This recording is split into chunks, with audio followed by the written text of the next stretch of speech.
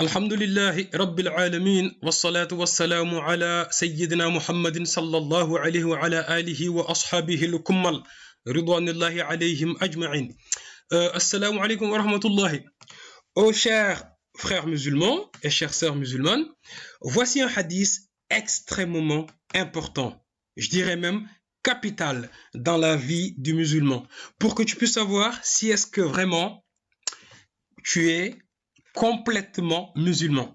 J'ai bien utilisé le terme complètement. On verra à la fin du hadith pourquoi, ou plutôt à la fin de la vidéo pourquoi.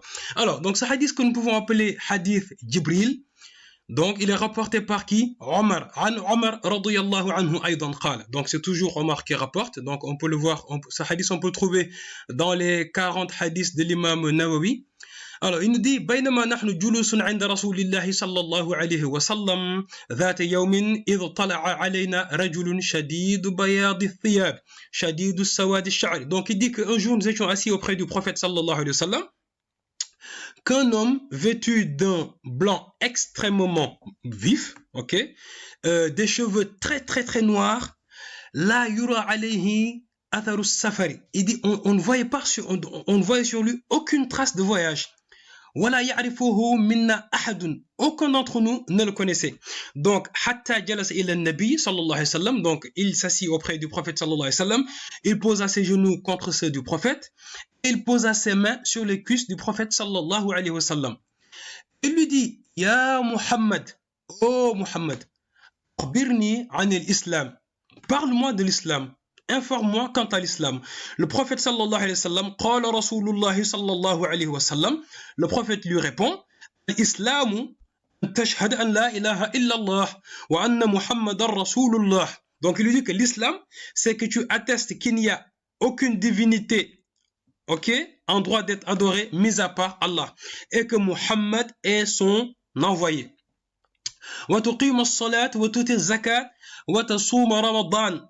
Et il dit qu'il faut que tu t'acquittes de l'aumône légale, donc la zakat, que tu accomplisses les 5 prières obligatoires, que tu jeûnes le mois de Ramadan et que tu fasses le pèlerinage si tu en as les moyens. Qala sadaqta. Donc l'homme lui répondit, tu dis vrai. Omar dit, ta'ajibna lahu. Nous fûmes étonnés. Il lui pose la question.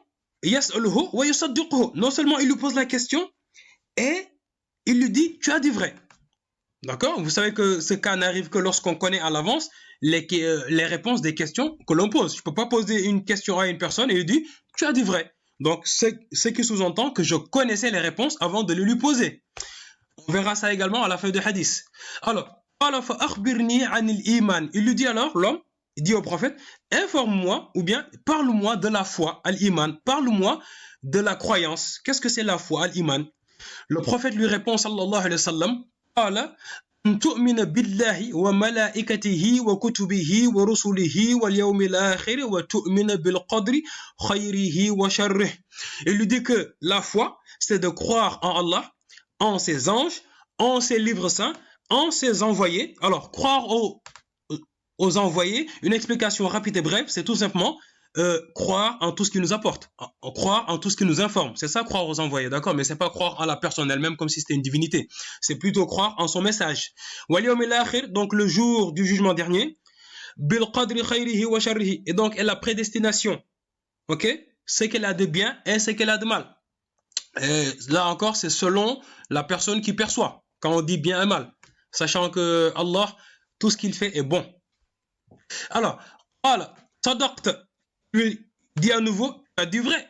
Qala fa akhbirni anil ihsan. Il lui dit, informe-moi quant à l'excellence, la bienfaisance, Qu'est-ce que c'est al-ihsan? Le prophète lui répond, qala an ta'budallaha ka'annaka tarahu, fa in lam takun tarahu, fa innahu yarak. Il lui dit, al-ihsan, c'est an ta'buda, c'est que tu adores. Donc là, vous voyez, il apporte le terme adorer, ta'bud. L'adoration. Il lui dit que l'ihsan, c'est en relation avec l'adoration d'Allah.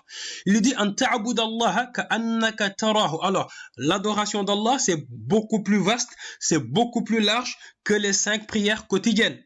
Adorer Allah. Un musulman est supposé adorer Allah tout le temps, à chaque instant. pas forcément avec des actes, mais également, il ne faut pas oublier que innamal a'malu binniyat, les actes ne valent que par leur intention.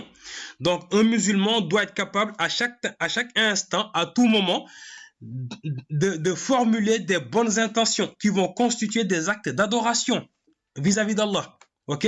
Que ce soit en parole, en acte ou même en pensée. Bien.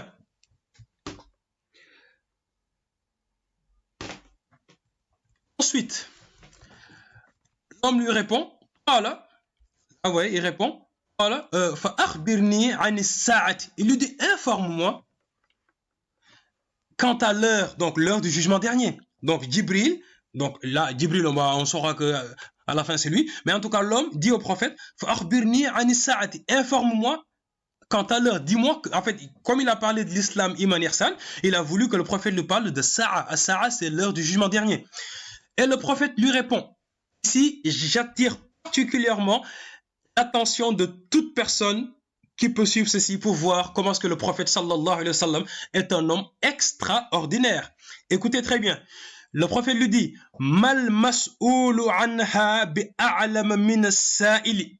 Le prophète le prophète lui a dit que celui qui est interrogé n'en est pas mieux informé que celui qui l'interroge. Attention, ici, grosse nuance. Cela ne veut pas dire que je ne sais pas. Alors, je ne sais pas, il le dirait la adri, ou bien il dirait la a'lamu.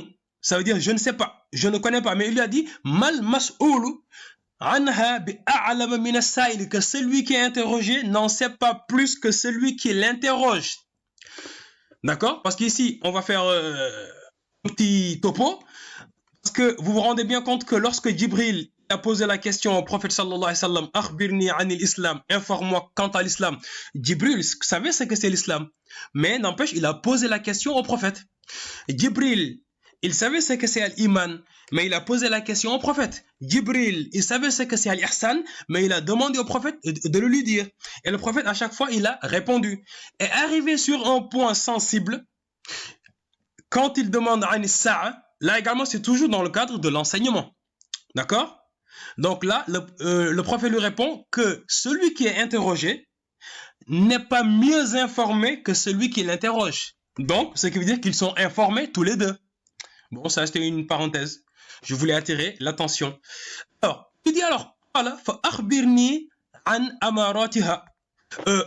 Vu que le prophète lui dit que celui qui demande n'en est pas mieux informé que celui à qui il demande, bah Djibril lui dit, le prophète, dis-moi alors quels sont ces signes précurseurs. Le prophète lui répond, d'accord, qu'une femme engendre, donne naissance à sa maîtresse. Il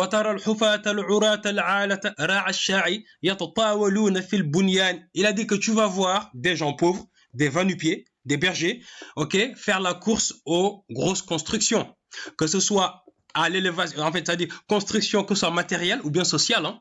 Bon, ça c'est un sujet qu'on pourra développer, Inch'Allah. Il dit ensuite, c'est toujours Omar ibn al-Khattab qui raconte, il dit ثم انطلق فلبث مليا ثم قال يا عمر تدري من السائل. Omar dit que je suis resté pendant un long moment et le prophète lui demande, oh Omar, sais-tu qu'est-ce qui posait ces questions?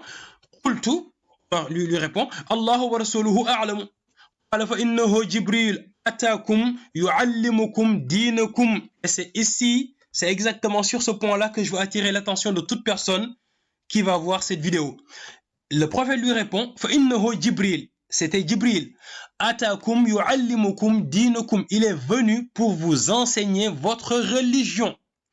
Bon, maintenant, je vais faire un petit bilan sur un autre diapo. Donc, là, vous voyez, l'islam. Lorsque le prophète Djibril a posé la question à l'islam, donc le prophète répond, attestation de foi, accomplir la prière, zakat, ramadan, Mecque. Donc, le pèlerinage.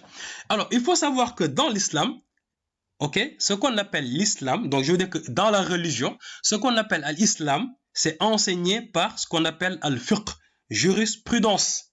D'accord? Donc il y a eu des savants en jurisprudence qui ont établi des règles basées sur le Coran et la sunna du prophète pour donner des règles, ok, de pratique de l'islam. Donc ça s'appelle le fiqh, jurisprudence. Alors, il faut savoir que ça, c'est une bid'a. Parce que le fiqh, le prophète sallallahu alayhi wa sallam ne l'a jamais établi en leçon, en chapitre, en cours qu'il a donné. Donc ça a bien été fait après lui. Donc ceci est une bid'a. Ok, donc à savoir que tous les musulmans du monde entier pratiquent de la bid'a. Ce qu'ils font, c'est de la bid'a parce que c'est une innovation qui a été faite après le prophète. Je parle de la science elle-même, la constituée en tant que science légiférée que l'on suit.